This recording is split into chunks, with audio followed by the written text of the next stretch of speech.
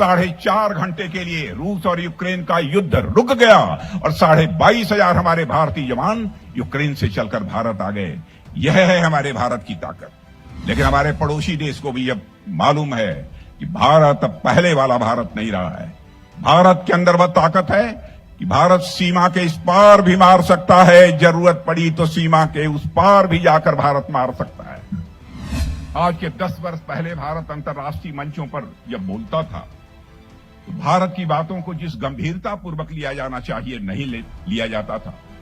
लेकिन आज यदि अंतर्राष्ट्रीय मंच पर भारत कुछ बोलता है तो मेरे बहनों भाइयों, सारी दुनिया कान खोलकर सुनती है कि भारत बोल क्या रहा है। यह सारी दुनिया में भारत की हैसियत बनी। नमस्कार, आप देख रहे हैं युग चरण और मैं हूं आपके साथ खुशबू सिंह। आइए नजर डालते हैं आज की खास रिपोर्ट पर।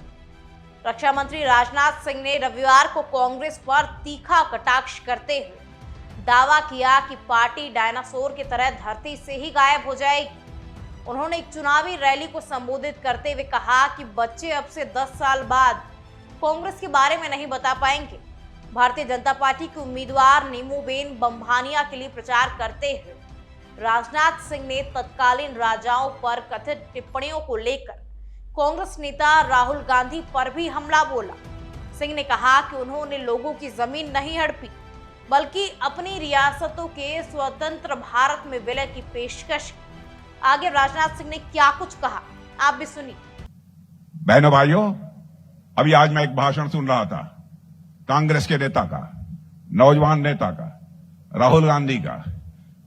उन्होंने कहा कि यहां पर ऐसे राजे रजवाड़े हुआ करते थे, ऐसे राजे रजवाड़े हुआ करते थे जो कि लोगों की जमीन उठाकर दूसरे को दे देते थे। बहनों भाइयों, गुजरात के लोगों ने देखा है कि कोई मां का लाल जमीन उठा के दूसरों को दे दे।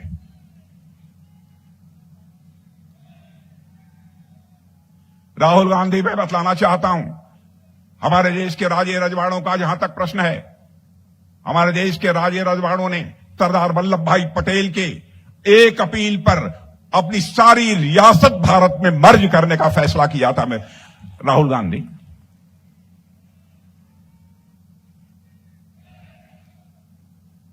लेकिन वहीं पर जूनागढ़, हैदराबाद और भोपाल केवल 3 रियासत थी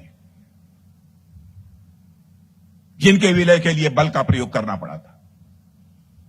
भारत के इतिहास की जानकारी नहीं है।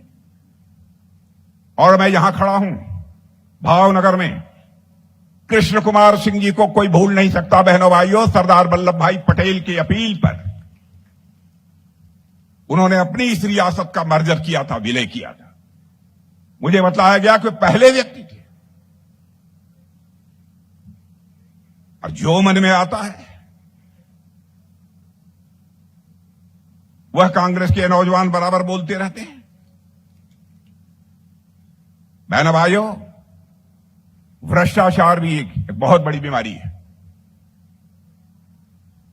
और आपने देखा होगा कि जब जब भी कांग्रेस की सरकार रही है उसके ऊपर भ्रष्टाचार के गंभीर आरोप लगे हैं।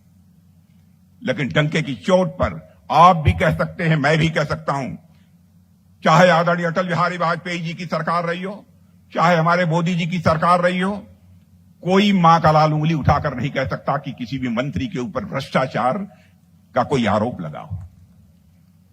मैं कांग्रेस के दोस्तों से पूछना चाहता हूं, क्या कारण है जब आपकी गवर्नमेंट आती है तभी भ्रष्टाचार के आरोप लगते हैं? और आरोप ही नहीं लगते, सरकार के रहते हुए आपके मंत्री जेल में जाते हैं।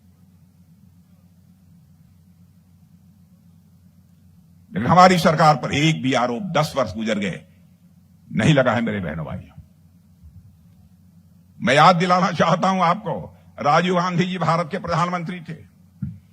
उन्होंने एक बार अपनी लाचारी, मजबूरी व्यक्त करते हुए कहा था, क्या करें, मैं 100 पैसा ऊपर से भेजता हूं लेकिन बामुश्किल 14 पैसा लोगों की जेबों में पहुंच पाता है।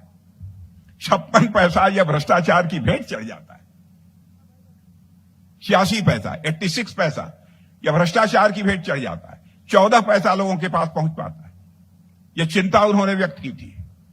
किसी ने उस चुनौती को नहीं स्वीकार किया। आजाद भारत के इतिहास में पहली बार भ्रष्टाचार की चुनौती को किसी ने स्वीकार किया तो हमारे प्रधानमंत्री मोदी जी ने स्वीकार किया। मेरे बहनों,